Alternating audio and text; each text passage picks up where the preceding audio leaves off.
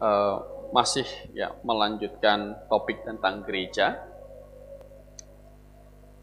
dan pembahasan kita malam ini adalah adakah praktek pengurapan minyak urapan dalam jemaat lokal. Jadi adakah praktek pengurapan minyak urapan dalam jemaat lokal? Mengapa topik ini kita bahas? Karena ada pengkhotbah, ya, ada pengkhotbah. Kita bilang bukan hamba Tuhan. Kenapa? Karena belum tentu dia hamba Tuhan, begitu. Tapi yang jelas dia sering khotbah. Begitu. Ada pengkhotbah mengklaim itu mendapatkan mandat dari Tuhan untuk katanya memulihkan kembali kuasa minyak urapan. Itu memulihkan kembali kuasa minyak urapan. Nah, biasanya dia membuktikan dengan apa? Kesaksian-kesaksian. Si bapak ini, gitu kan, akibat dipoleskan minyak urapan, mobilnya itu tidak jadi tabrakan. Gitu. Ada cerita begitu. Si ibu ini, gitu kan, setelah dipoles minyak urapan di bagian yang sakit, gitu, itu minyak kemudian apa didiagnosa dokter sembuh. Begitu. Jadi cerita-cerita begitu, gitu. Itu yang mau dia pakai untuk apa? Memang ada kuasa di dalam minyak urapan ini, seperti itu. Nah, jadi cerita-cerita begini ini subjektif sekali sebenarnya. Kenapa subjektif? Ini ibarat cerita kayak pernah dulu heboh itu di mana itu anak kecil ketemu batu, gitu kan? Batu itu kemudian dicelupkan ke air, dipegangnya celupkan ke air, diminum sama orang sembuh katanya. Siapa itu namanya? Ya ponari, nah gitu. Waktu dia kecil masih digendong-gendong sampai penuh orang sampai dia sendiri nggak sekolah. Ada koran wartawan ngeliput berita kondisi ponari sekarang. Wah, begitu. Udah nggak ada yang antri lagi. Seperti itu. Jadi kisah-kisah kesembuhan oleh batu itu begitu subjektif begitu, ya kan? Kalau misalnya ada kuasa minyak urapan, ya kak, sebenarnya pembuktiannya itu paling valid ini ya, di masa apa? COVID ini nih. Gitu. Nah, di masa COVID ini bagaimana nih? Gitu kan? Tetapi kita dari cerita-cerita yang sembuh begitu, minum obat dan lain sebagainya, tidak ada kesaksian gitu, nggak ada kesaksian karena minyak urapan begitu. Oleh karena itu ya kita membahas adakah praktek pengurapan dengan minyak urapan di dalam jemaat lokal masa jemaat ini. Ya. Jadi kita ini garis zaman ya, sejak kejatuhan kan dibagi. Ini kejatuhan, ini hukum Taurat diturunkan. Artinya sejak hukum Taurat diturunkan ini landasan untuk bangsa Israel. Gitu. Untuk sebagai bangsa, aturan mereka di tanah perjanjian ini.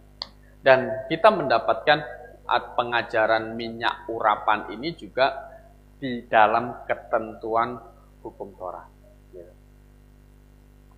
Bagaimana aturan membuat minyak urapan ini, gitu kan? Jadi aturan membuat minyak urapan ini hukum Taurat mengaturnya. Tuhan mengaturnya, begitu. Keluaran pasal 30, coba kita membuka dulu. Nanti kita juga akan melihat fungsi dari minyak urapan ini.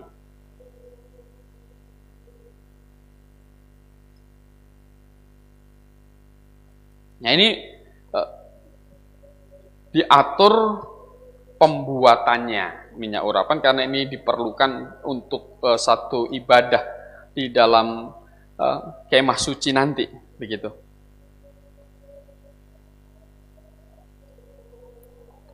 Keluaran pasal 30, mulai ayat 22, berfirmanlah Tuhan kepada Musa, ambillah rempah-rempah pilihan, mur tetesan 500 sikal, dan kayu manis, dan yang harum setengah dari itu, yakni 250 sikal, dan tebu yang baik 250 sikal, dan kayu teja 500 sikal, ditimbang menurut sikal kudus, dan minyak zaitun 1 hin.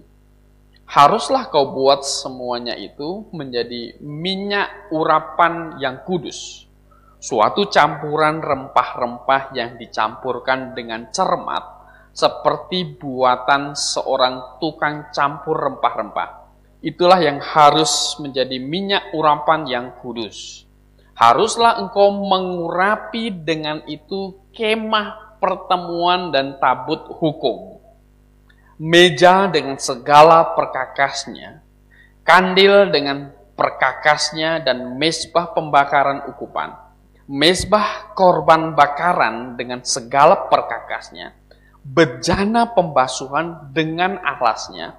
Haruslah kau kuduskan semuanya itu, sehingga menjadi maha kudus. Setiap orang yang kena kepadanya akan menjadi kudus. Engkau harus juga mengurapi dan menguduskan Harun dan anak-anaknya, supaya mereka memegang jabatan imam bagiku. Ya, jadi kita tahu di masa Israel menjadi tiang penopang dan dasar kebenaran ini bangsa Israel tiang penopang dan dasar kebenaran. Itu keimamatan itu adalah imamat Harun. Jadi imam besar Harun dengan keturunannya, dan yang melayani di bait suci adalah suku Lewi. Tapi untuk Harun adalah bagian dari Lewi. Jadi disuruh minyak urapan itu dibuat, katanya dibuat dari ramuannya tertentu, khusus begitu, ramuan khusus begitu. Kemudian untuk mengkhususkan sebenarnya, jadi minyak itu dipakai untuk mengkhususkan siapapun atau benda-benda yang dipakai untuk apa? Penyembahan upacara di dalam bait suci itu. Jadi digunakan untuk itu, begitu. Nah, kemudian kita melihat lagi di ayat 31 diatur demikian. Dan kepada orang Israel harus kau katakan demikian. Inilah yang harus menjadi minyak urapan yang kudus bagiku di antara kamu turun-temurun. Jadi diatur seperti itu. Ini harus dibuat, terus cara buatnya harus tidak boleh diubah. Kemudian ayat 32. Kepada badan orang biasa, jangan minyak itu dicurahkan, dan janganlah kau buat minyak yang semacam itu dengan memakai campuran itu. Itulah minyak yang kudus, dan haruslah itu apa? Kudus bagimu. Dan kemudian nggak bisa dicampur, orang biasa campur juga, seperti itu. Jadi imam besar ini untuk menjadi imam Allah, Harun ini. Harun untuk menjadi imam. Nah, jadi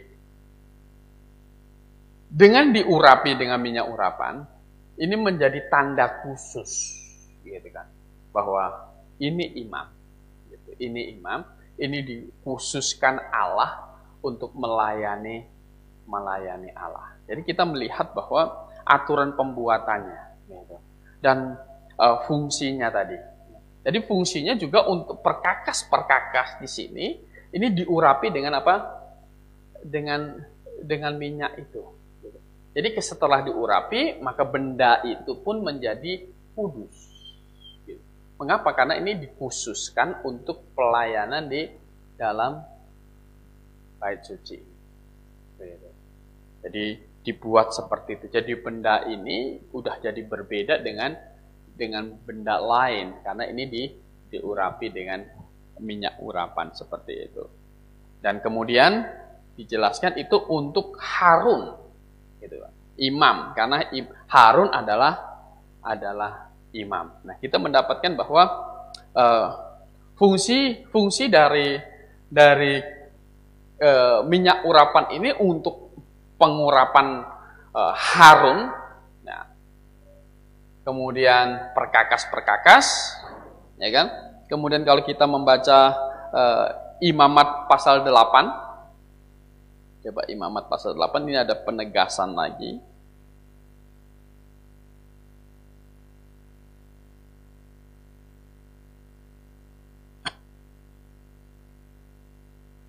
Imamat pasal 8 ayat 12.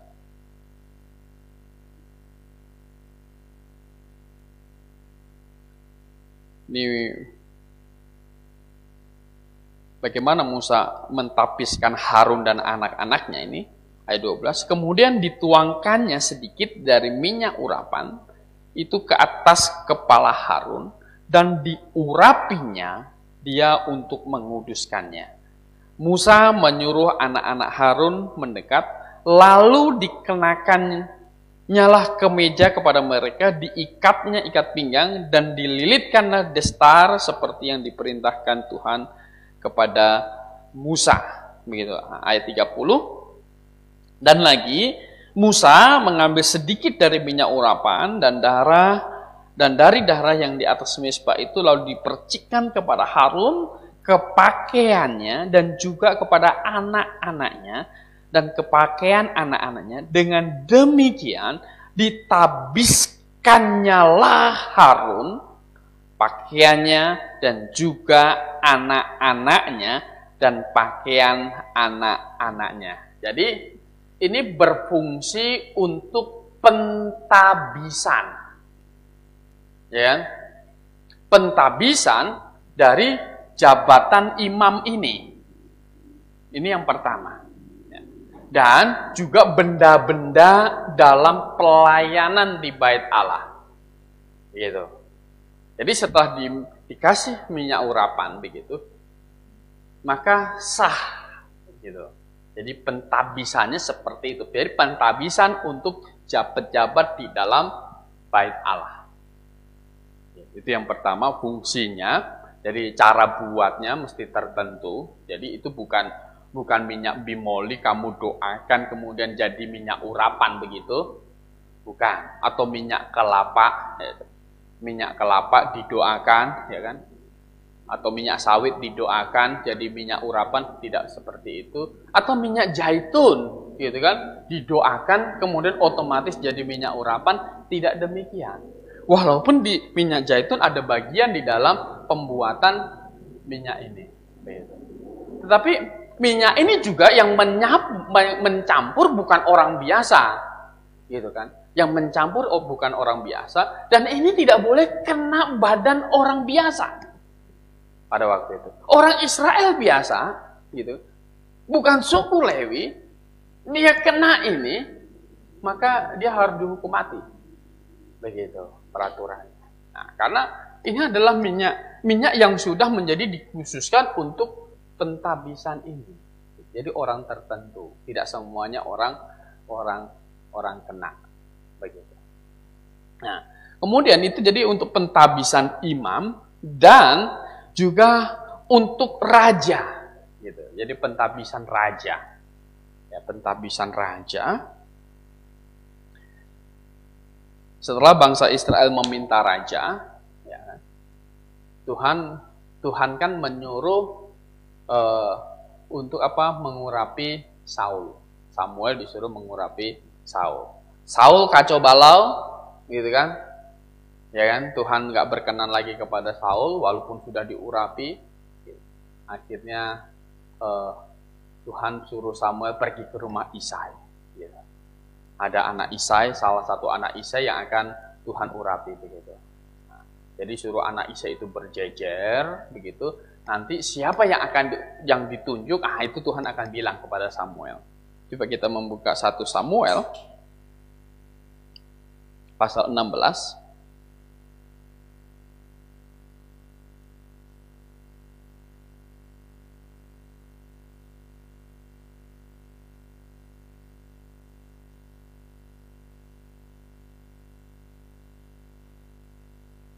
Satu Samuel ayat 16, pasal 16.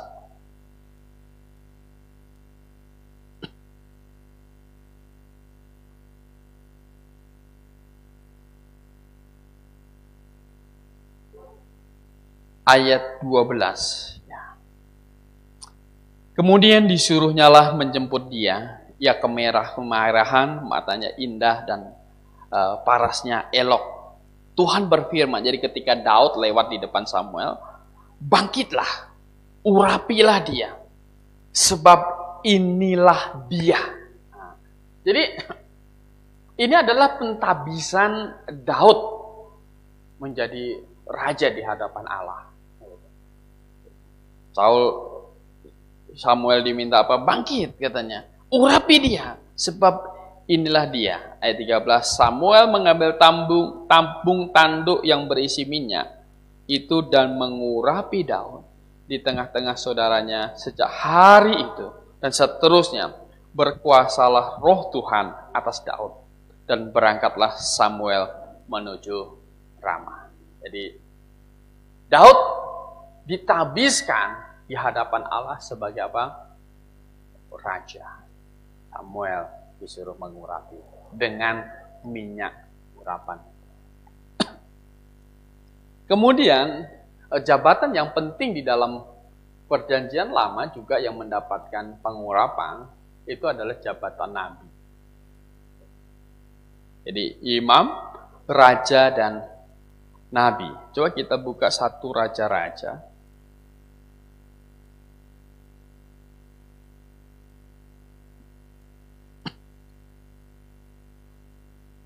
1 Raja-Raja 19.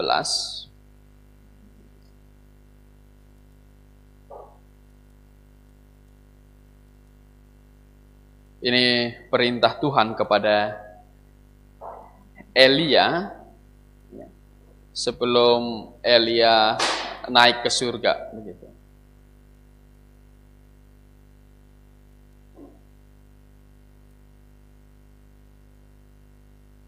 Ayat 15 dan 16 saya akan membaca. Firman Tuhan kepadanya, pergilah, kembalilah ke jalanmu melalui padang gurun ke Damsyik, dan setelah engkau sampai, engkau harus mengurapi Hazael menjadi raja atas Aram. Juga Yehu, cucu Nimsi, haruslah kau urapi menjadi raja atas Israel. Dan Elisa, ini Nabi Elisa bin Safat dari Abel Mehola, harus kau urapi menjadi nabi, menggantikan apa? Engkau, menggantikan Elia. Begitu. Jadi Elisa itu mendapat pengurapan juga. Jadi kita melihat bahwa ada catatan penting, orang-orang yang mendapat pengurapan adalah orang-orang yang disyahkan sebenarnya menjadi menjabat jabatan yang penting juga. Jadi imam, raja, dan nabi. Dan sang juru selamat itu akan disebut yang diurapi, atau Mesias. Jadi yang menyelamatkan manusia dari dosa nanti akan disebut yang diurapi. Artinya akan menjabat ketiga jabatan ini. Imam, ya, nabi, dan juga apa? Raja.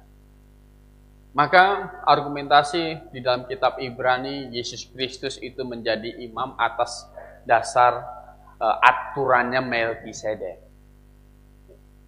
Jadi bukan peraturannya Imam Lewi, tapi peraturannya Imam Melkisedek. Dan penting sekali Yesus itu akhirnya menjadi apa? Keturunan Daud gitu, untuk memerintah atas Israel. Maka Yesus seringkali juga berkata Bapa mengutus aku. Yang seringkali disalahartikan oleh orang bahwa apa? Yesus itu lebih rendah daripada Bapa.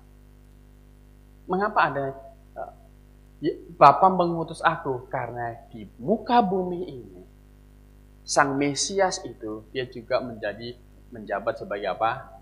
Nabi itu yang diutus oleh Allah. Begitu. Nah, itu karena menjabat Mesias, jabatan Mesias itu seperti itu. Coba kita membuka Daniel pasal 9 bahwa Mesias, bahwa Sang Juru Selamat yang akan menjadi pembebas itu adalah yang diurapi atau Mesias. Daniel pasal 9.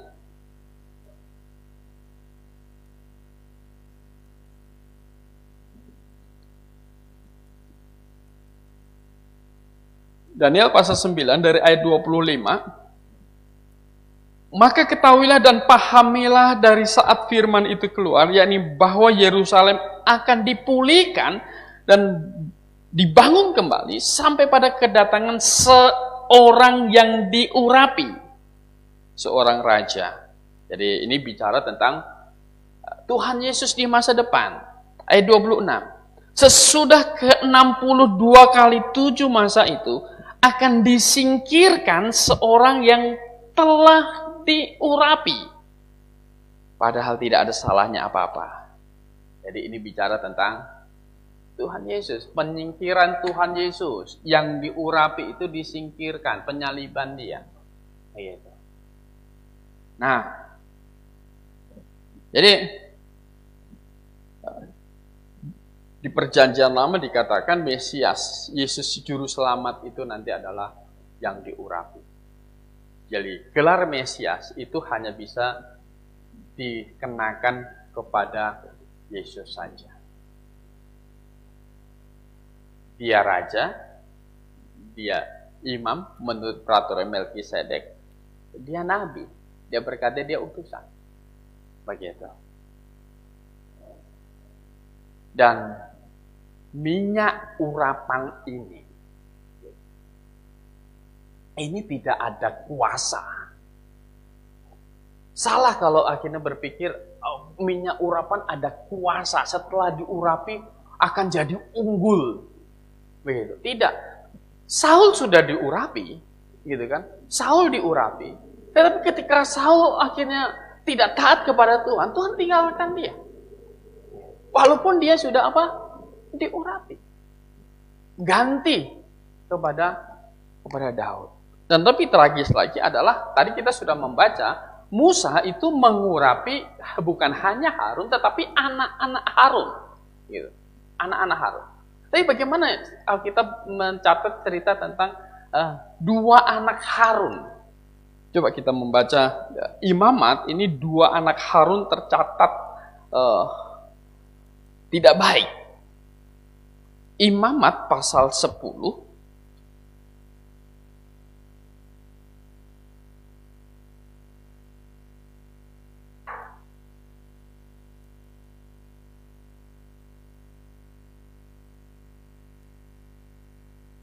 Imamat pasal 10, ayat 1 dan 2 saya akan membaca. Kemudian anak-anak Harun, ini anak-anak yang sudah diurapi oleh Musa sebelumnya. Nadab dan Abihu masing-masing mengambil perbaraannya, membubuh api ke dalamnya, serta menaruh ukupan di atas api itu. Dengan demikian mereka mempersembahkan ke hadapan Tuhan api yang asing, yang tidak diperintahkannya kepada mereka. Maka keluarlah api dari hadapan Tuhan, lalu menghanguskan keduanya, sehingga mati di hadapan Tuhan. Jadi ini orang rupanya tidak baik juga, brengsek dia. Dia mau ubah aturan Tuhan, dia tidak taat, dia mau ubah aturan Tuhan. Walaupun dia sudah diurapi oleh Musa, Tuhan matikan dia juga pada waktu itu. Di depan Harun begitu.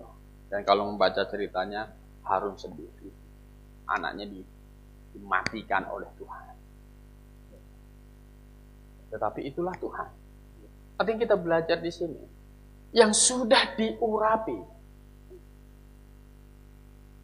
Yang mendapat minyak urapan itu tidak serta-merta minyak itu menjadi apa, membuat di mereka jadi lain, ada kuasa tertentu. Oh, tentu tidak. Mengapa? Karena kita ada di sekolah Kristen, saya tahu begitu. Kalau anak-anak mau masuk begitu, sama guru mereka itu anak-anak bares sambil salam, ada yang kasih minyak di jidatnya, diurapi. Tiap hari, gitu. Tiap hari diurapi.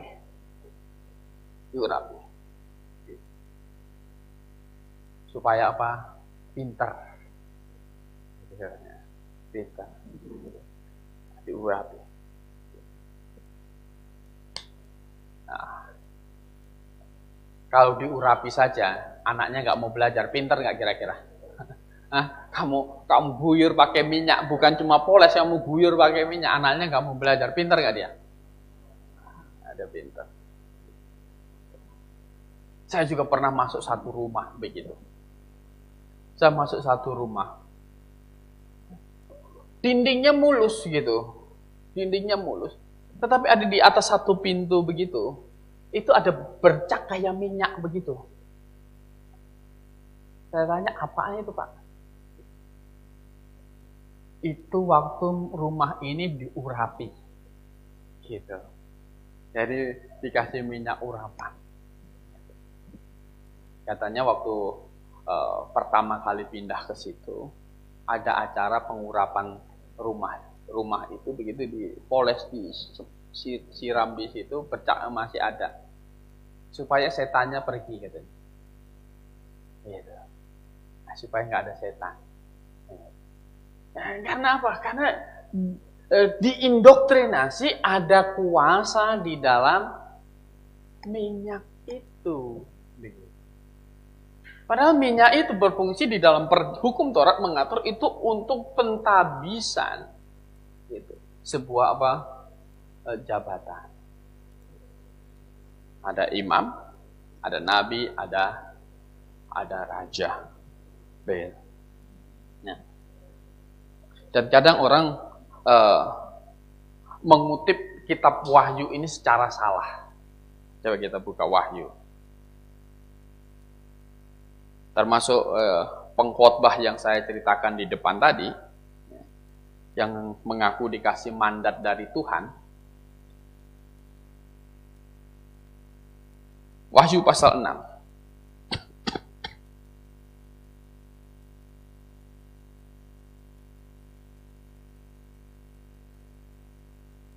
Wahyu pasal 6 ayat 6.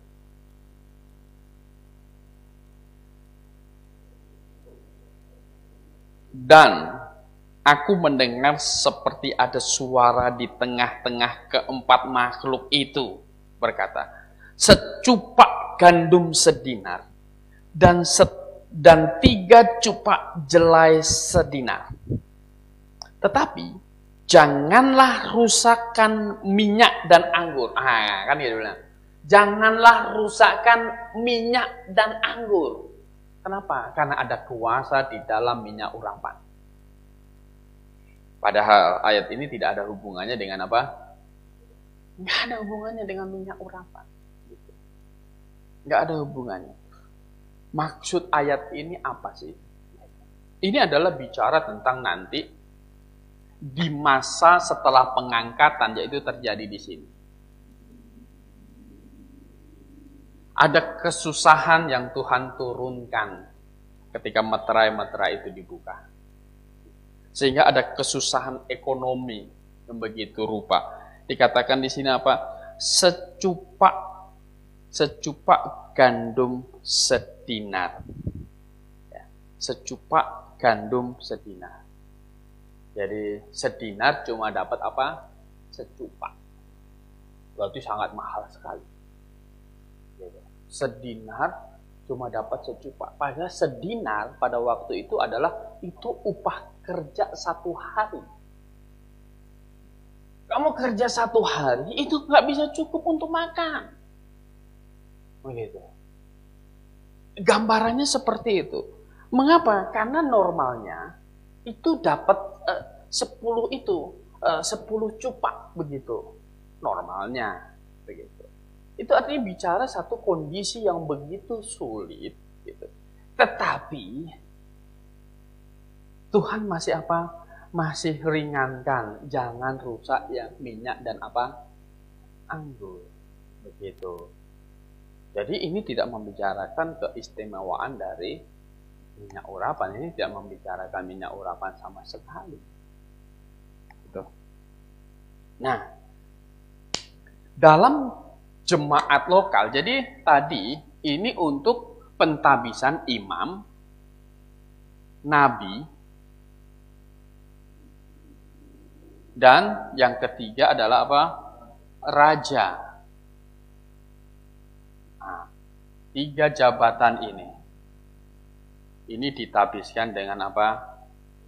Minyak urapan. Di masa jemaat lokal, artinya setelah penyaliban Tuhan Yesus, karena Yesus ditolak sebagai raja, ini masa jemaat lokal.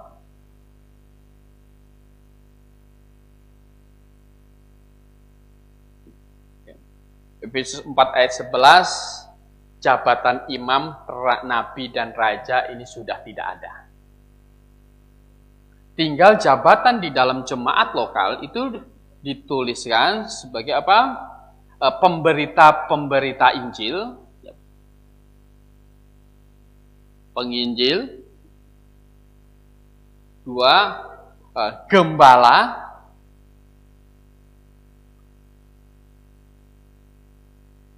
3 pengajar, guru. Nah, 3 ini.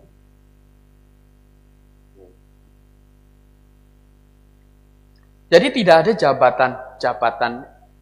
jabatan ini lagi.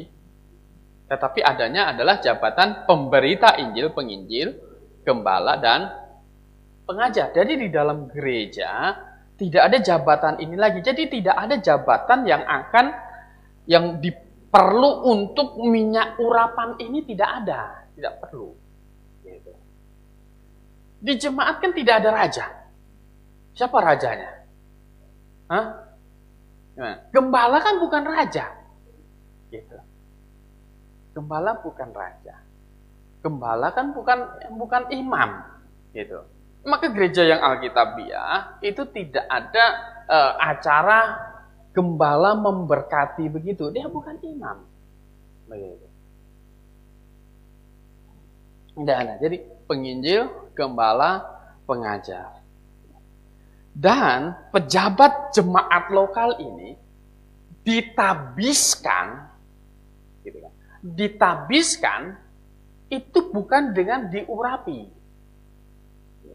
Ditabiskan bukan dengan diurapi, tetapi ditabiskan itu dengan penumpangan tangan saja. Coba kita membaca 1 Timotius pasal 4 terlebih dahulu.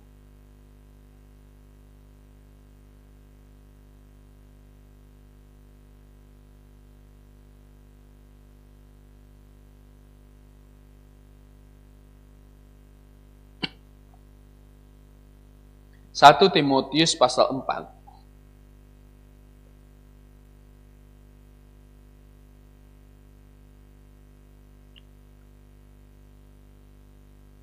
Ayat 14. Jangan lalai dalam mempergunakan karunia yang ada padamu, yang telah diberikan kepadamu oleh nubuat, dan dengan penumpangan tangan sidang penatua. Yeah. Maka di dalam 2 Timotius pasal 1 ayat 6, Paulus mengingatkan Timotius begini. 2 Timotius pasal 1 ayat 6. Karena itulah kuperingatkan engkau untuk mengobarkan karunia Allah yang ada padamu oleh penumpangan tanganku atasmu. Jadi tidak pakai minyak, tapi dengan penumpangan apa? tangan. Ya, dengan penumpangan tangan. Kita melihat Kisah Para Rasul pasal 13. Ketika pengutusan Paulus dan Barnabas oleh jemaat di Antioquia, Kisah Para Rasul pasal 13. Saya akan membaca di sini.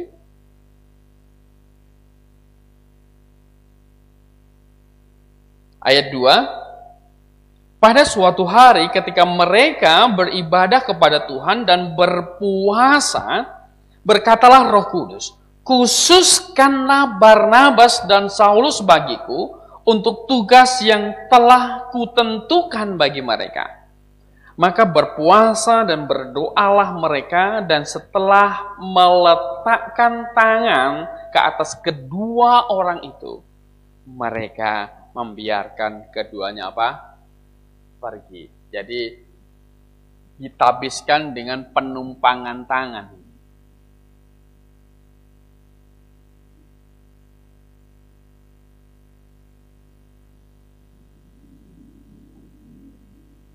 Jadi ditumpangkan tangan. Beda waktu Samuel mengurapi siapa? Daud. Diurapi dengan minyak. Kalau ini tidak ada minyak-minyakan, pentabisan jabatan di dalam jemaat lokal tidak ada minyak-minyakan, hanya penumpangan apa? Penumpangan tangan saja. Nah, jadi tidak ada proses pengurapan dengan minyak urapan itu. Orang yang sudah bertobat dan percaya itu memang tidak ada diurap-urapi dengan minyak-minyakan. Mengapa? Karena ketika kita bertobat dan percaya, kita itu kan langsung dimeteraikan dengan apa? Dimeteraikan dengan Roh Kudus. Dimeteraikan dengan Roh Kudus. Maka kita itu tidak diurapi dengan minyak-minyak, tapi pengurapan itu dengan apa? Dengan Roh Kudus. Otomatis semua orang yang sudah bertobat percaya otomatis dimeteraikan dengan Roh Kudus. Kalau kita membaca 2 Korintus pasal 1,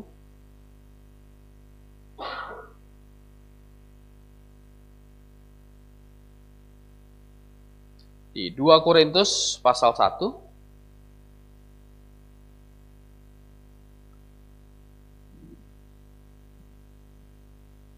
ayat 21 dan 23, saya akan sampai 23. Sebab 2 Korintus pasal 1 ayat 21, sebab Dia yang telah meneguhkan kami bersama-sama dengan kamu di dalam Kristus adalah Allah yang telah mengurapi, memeteraikan tanda miliknya atas kita, dan yang memberikan Roh Kudus di dalam hati kita sebagai jaminan dari semua yang telah disediakan untuk kita. Nah, satu ayat lagi, 1 Yohanes pasal 2 ayat 20. 1 Yohanes pasal 2 ayat 20. Tetapi kamu, katanya, telah beroleh pengurapan dari yang kudus, dan dengan demikian kamu semua mengetahuinya. Jadi ketika seseorang bertobat dan percaya kepada Kristus, maka Roh Kudus itu bersama-sama dengan orang itu memeteraikannya. Jadi bukan pakai minyak, tapi dengan Roh Kudus. Dan ini dialami oleh semua orang yang bertobat dan percaya. Jadi ini bukan dialami oleh pejabat-pejabat ini. Jadi semua orang yang bertobat dan percaya mendapat pengurapan dari yang kudus ini. Jadi tidak pakai minyak-minyakan. Tidak pakai minyak. Maka tidak diatur di dalam jemaat bagaimana cara membuat minyak. minyak yang dibuat di dalam perjanjian lama yang diatur hukum Taurat, ini untuk mentapiskan pejabat ini, imam, nabi, dan raja. Di dalam jemaat lokal, pejabat jemaat lokal, penginjil, gembala, pengajar itu ditabiskan dengan penumpangan tangan saja. Karena apa? Karena Israel dan jemaat itu berbeda. Jemaat lokal itu bukan Israel. Israel Allah sedang tangguhkan. Hari ini Tuhan memakai jemaat lokal untuk tiang penopang dan dasar kebenaran. Dan praktek di dalam di dalam Yakobus pasal 5, ini juga sering pakai orang untuk pengurapan.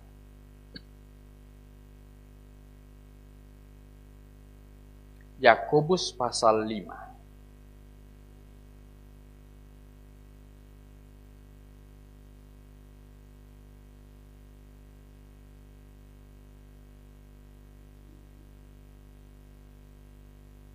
Ayat 14.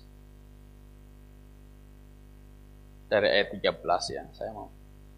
Kalau ada seorang di antara kamu yang menderita, baiklah ia berdoa. Kalau ada seorang yang bergembira, baiklah ia menyanyi.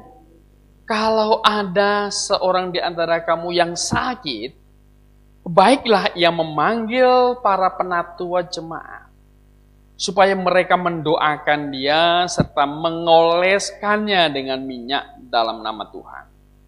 Dan doa yang lahir dari iman akan menyelamatkan orang sakit itu. Dan Tuhan akan membangunkan dia. Dan jika ia telah berbuat dosa, maka dosanya itu akan diampun. Jadi ini yang dioleskan minyak ini orangnya, ini kondisi imannya. Ini bukan lagi bagus. Karena ini bisa jadi ini adalah orang yang sedang didisiplin oleh Tuhan, gitu kan? Didisiplin oleh Tuhan, gitu. Melakukan dosa, didisiplin. Maka di sini suruh apa? Panggil penatua. Kelihatannya sakitnya sangat parah sekali. Dan penatua di situ disuruh mengoleskan, bukan mengurapi. Mengoleskan, kasih minyak begitu. Minyak untuk apa? Ya untuk obat lah. Maka persembahan juga salah satu persembahan dari orang Majus yang datang untuk menyembah Tuhan Yesus itu apa?